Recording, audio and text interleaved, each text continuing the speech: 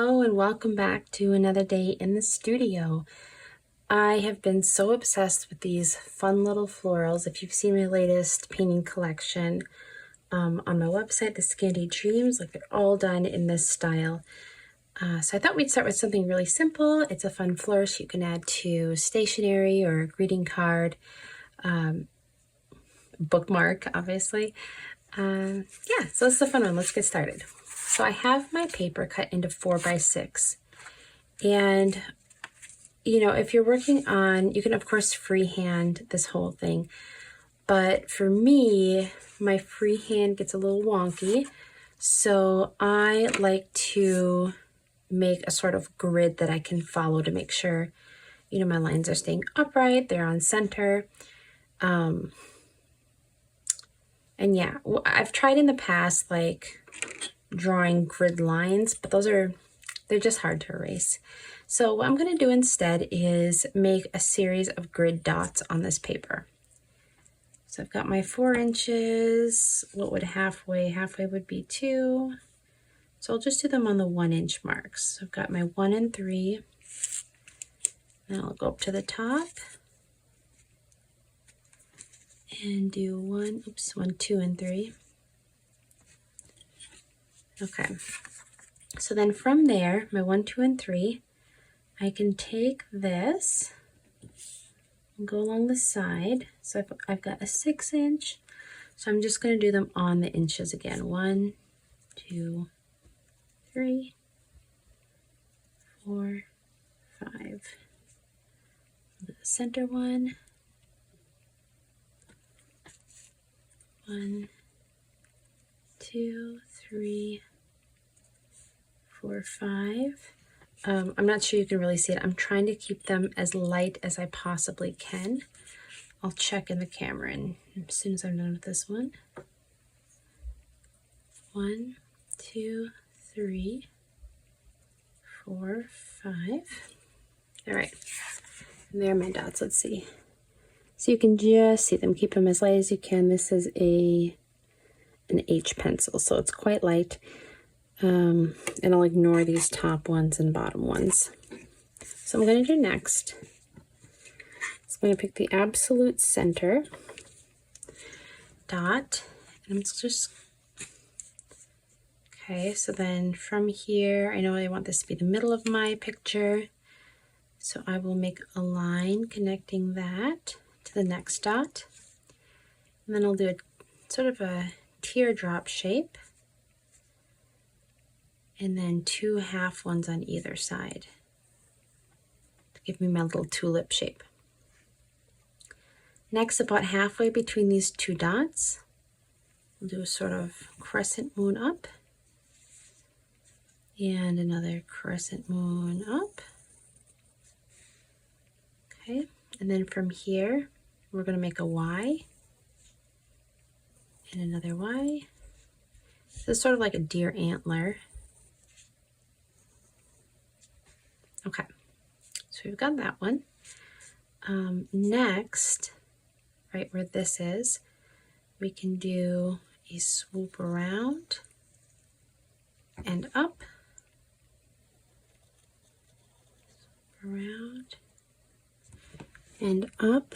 And if you can't see the dots, I want it to go up a little bit. I don't want it to get too boxy, so I've sort of gone up, but making sure I end somewhat centered under these 2 dots. Now, if you're a very exact person, yours is probably already looking more symmetrical than mine is, but that is quite all right.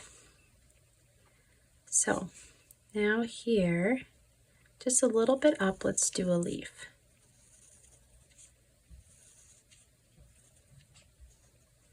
Okay, and same thing over here, about the same size. Okay, then we're going to go down to the next dot,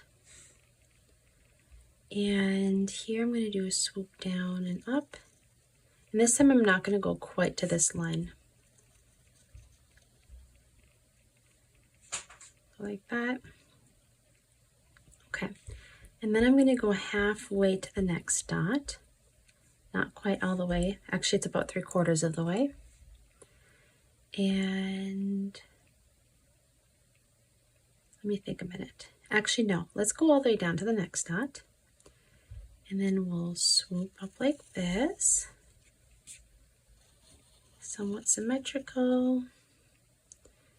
And then from, here's my next dot over. So maybe 2/3 of the way. Just do a nice swoop and it's going to go around that dot and down. So same thing here, swoop up, around the dot and down. Just before the dot, again about the 2/3 mark, let's do a swoop up. Same thing here, swoop up. Okay, and then here we've got our, where it's pointing inwards, we're going to do one over and another one up.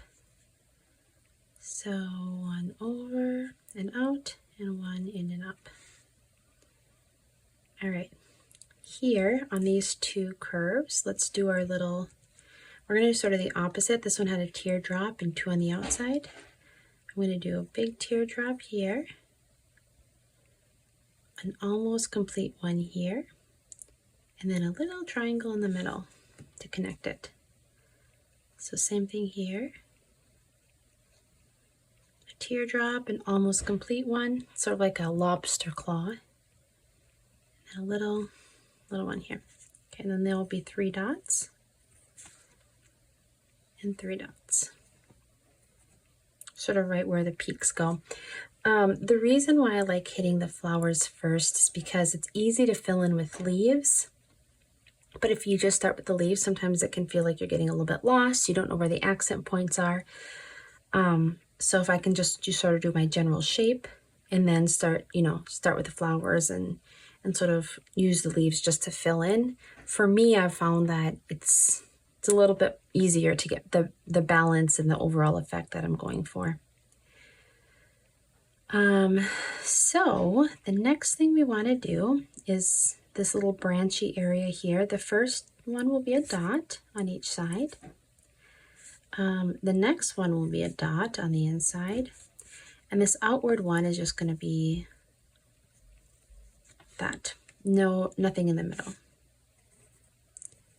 And that's going to give us, enough similarities that we can see it's sort of the same type of plant, but without giving us a little bit more variation. This one is going to be a daisy flower. So let's do our 2 dots and just some leaves around.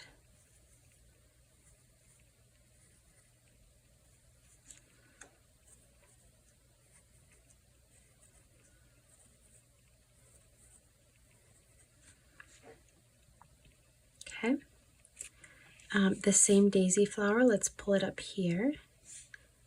And actually, I am going to see the dots are right here. I'm going to do it as close to on the dot, the center, as I can. And here, I don't care if the leaves connect or not. This is a very, very loose flower.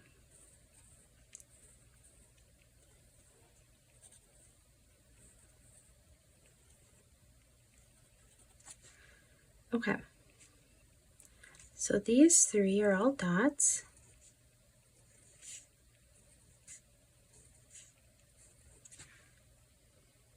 And that's as far as we get for our flowers. Next, let's do some leaves. These are just simple leaf shapes. The bottoms meet, they're not alternate leaves, they're whatever the other kind are.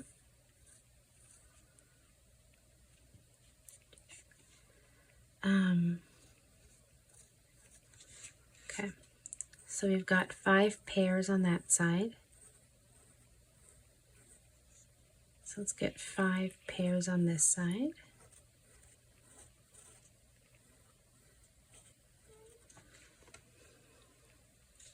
Now these will be alternating leaves, which I know botanically does not make any sense, right? Why would there be alternating and then, is it opposite? Is that what the leaves are called when they're like that? Either way, it makes no sense, but This is whatever. Okay, let's see. Okay. If you can fit one more, I'm going to do 3 on this one. This is just a little bit bigger than what I have here. I'm sort of copying it off a bit, but I think it looks fine. Okay, I am going to, here we've got our little opposite leaves here. I'm spacing them somewhat equally on the way down. Okay, let's add 2 at the very top as well, just to sort of keep that line going. And then it's going to get crazy, and we're switching to alternate again. And we're going to do alternate this whole plant, so, or this whole vine area. This is actually just a leaf.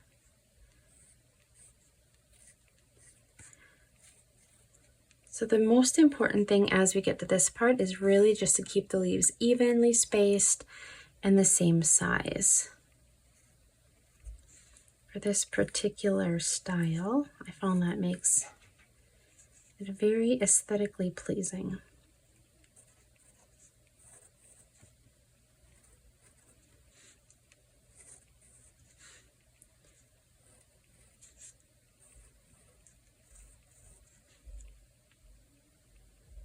Okay, let's see. I think let's put another little swoop out here, and a swoop out here, and we'll do some alternating leaves just in this bottom area to fill it out. All right, let's see how this starts looking. Now what you can do if you have a waterproof pen at this point, you can trace the lines and get that outline really nice and strong like that. I'm going to skip that part right now, mostly for the sake of time because my baby is sleeping and she will not be for long. So here is my brush that one of my children destroyed. Thank you, children. And I don't think, this is my number 6. I think we need a smaller size, and I don't know what I have. So I'm going to get this funny one, the dagger. The dagger brush. And it's nice, it has a really sharp tip. And I'm just going to start going for it. So the colors I'm using are going to be my indigo, and then I will also have my woad, which will make sort of this greenish gray color. And what I should have as well is my red ochre. So I'll pop that in there and we'll get to work. And this is fun because, you know, once you've done this, your simple sketch, it's really just your coloring. If you want to just run your brush very lightly through there, and then as it dries, you can add in your layers of color and depth. So these little tulip ones will be blue. If you had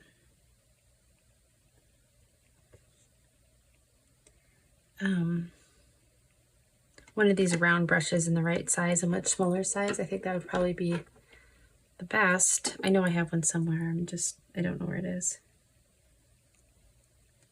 Okay. I'm going to make these a little sharper lines. If you did take the time to, you know, sort of fill it out with a pen, messier is really cool because, I mean, it just looks like you're highlighting things with color.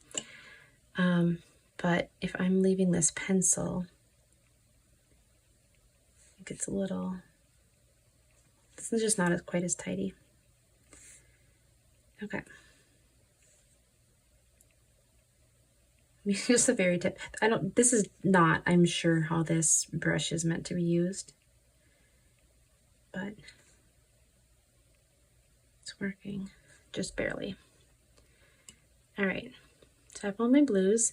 I'm going to grab that red ochre and just pop it into these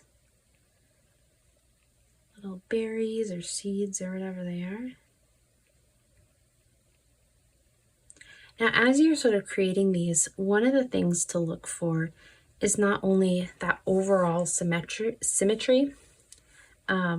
with some variation, you know, as you notice, it gets a little, it's like a balance of like orderly symmetry and then like this very charming woodsy variation.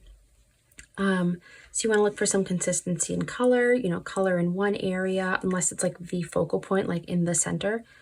Making sure that you don't just have berries at the top, that they also appear near the bottom, on the sides. You know, that your types of flowers, you've got little tulipy ones, those show throughout.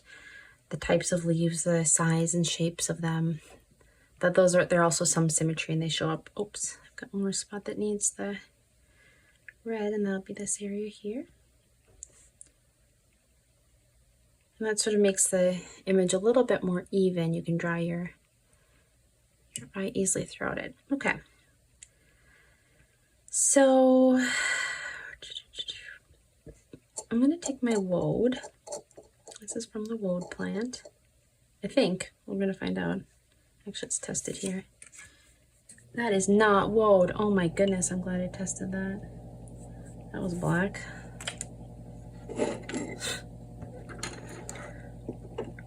Okay, I think woad is right here.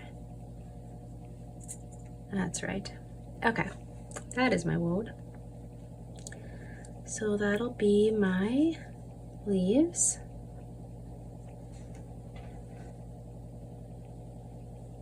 And I'm going to hit pause in here just a minute because I can hear my furnace is about to kick in.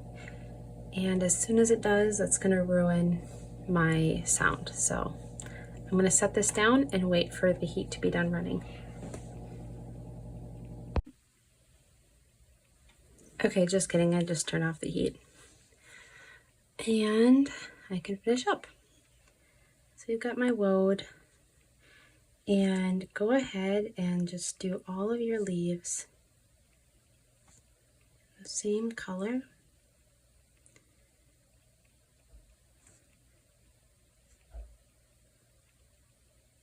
And I apologize for the background noises.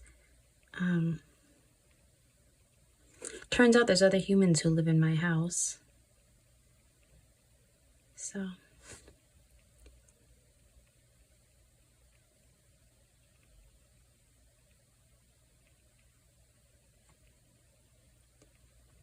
All right, now you can tell this is the part where you can tell I don't have a lot of patience because I've gone from like careful tracing of the leaf shape to just like whatever.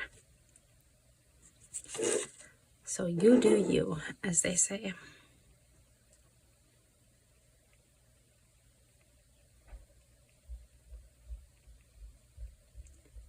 Okay. Just get through this. Don't get too crazy.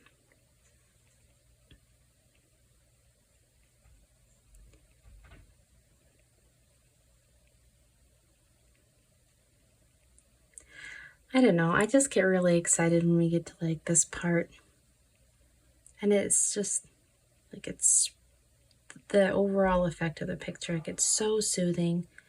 It's so fresh. And it, like, I don't know, it just makes my soul sing. Okay. So next we gotta find, I've got this violet ochre. I'm actually just gonna use that for these flowers. I know brown flowers, but I did know I had, like I made that color that was a mix and I can't find where I left that paint, so this violet ochre should work just fine. And again, we're getting a little crazy.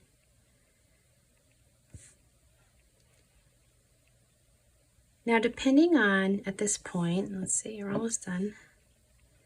So at this point, depending on how big your painting is, what I've done, you know, if I have the right size brush, I might just trace over all these lines with my paintbrush. I think it's really pretty, but you can tell like it's definitely very sketchy in the proper use of that term, sketch. So what I'm going to do is risk destroying this entire picture and take my indigo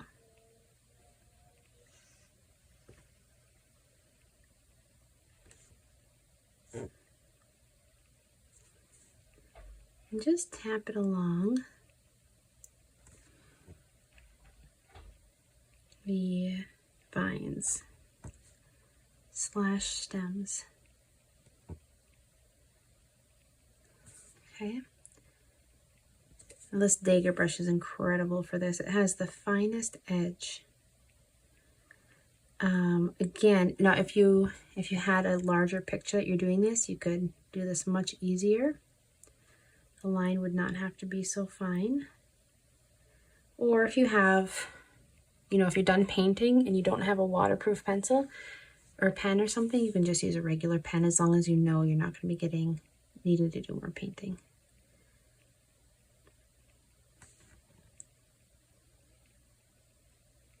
Okay.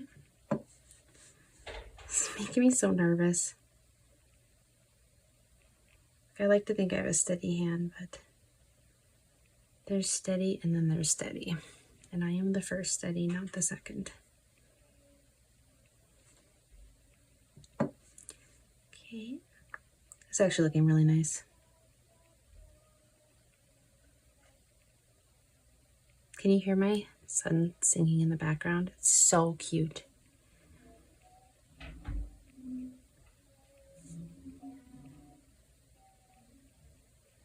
Actually, I don't know what he's singing, but it's like a song he's making up right now. And I think it's like a song about how he would love to be playing on the iPad right now, but his mom won't let him. So he's like playing with like these little animals and making them sing sad songs about not being able to be on the iPad. I don't know, it's funny, you guys. It's so cute.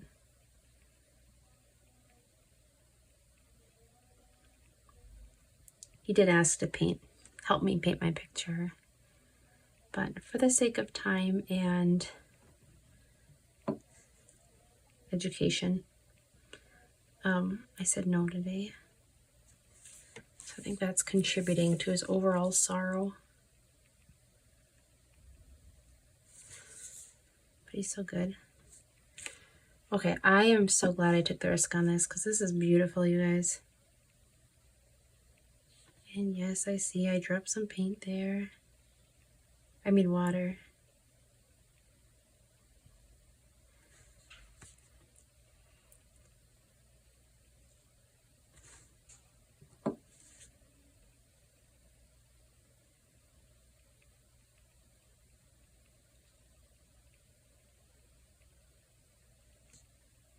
Whatever. Okay.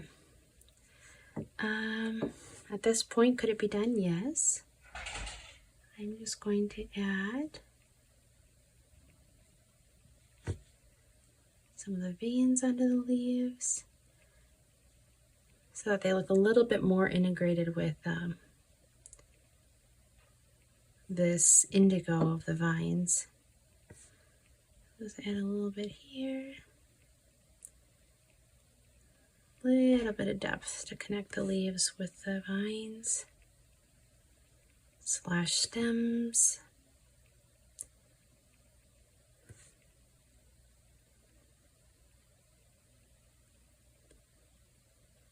I actually tried to do this video a while back, and it did not turn out this good. So the perfectionist in me, which is my own worst enemy, said not to do it. But there we go. I think it is a beautiful, especially when that dries, You can add, like, you could really do whatever. If you're happy with this and the simplicity of it, awesome. Otherwise, if you have these, you know, guiding dots on the outside, you could fill this in. You could add more leaves, vines, flowers. And it makes, like, you can make a standalone card or image painting that you put on your wall. You can make greeting cards. It's just so fun. And you can obviously, you know, change this around, add more whatever to fit whatever shape and size you're going for. So I hope you enjoyed this calming little painting session, and I'd love to see what you've been painting. So share it online, tag me, and I cannot, oops, one more, sorry. I can't wait to see you next time we paint.